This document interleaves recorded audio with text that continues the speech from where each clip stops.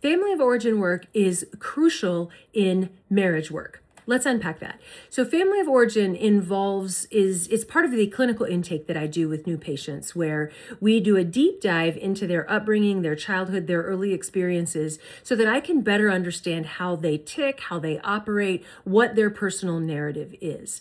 And this is really important because wherever you go, there you are. Whatever relationship you go into, you bring yourself with you. And part of bringing yourself with you is bringing these patterns and trends and tendencies that were cultivated early in your life and generated self-limiting beliefs. You bring that stuff with you wherever you go until you learn to dissect and unpack it, reframe it, and choose to see things differently. You compartmentalize that in a different way. You can't change what happened to you. You can't change those experiences, but you can change how you think and feel about them. So an example in that situation is where, let's say a couple is having issues in their communication.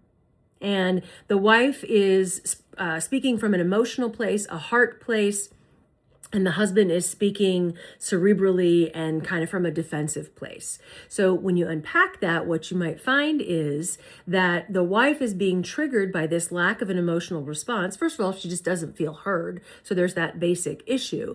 But then also, come to find out, her dad was a pretty unemotional person.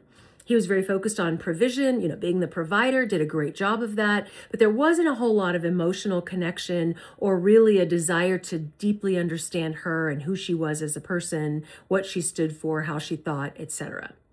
And then the husband was the golden child in the family of origin, and there were a lot of expectations. He was what I call pedestalized, which means he was put on a pedestal. There were a lot of expectations of him.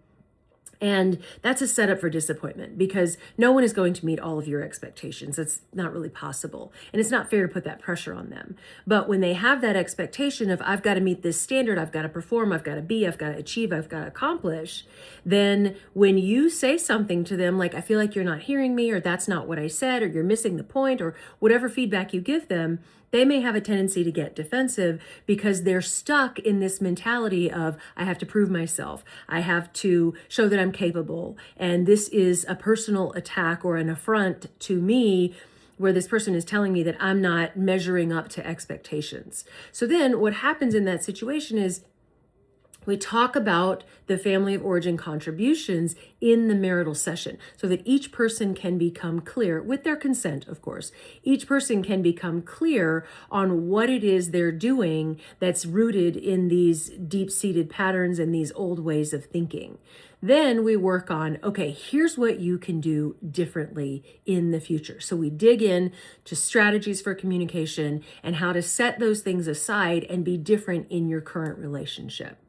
If you want more on marriage, I'd love for you to check out my book, Fix Your Freaking Marriage, Practical Tips to Just Start Somewhere. You can find that on Amazon and barnesandnoble.com.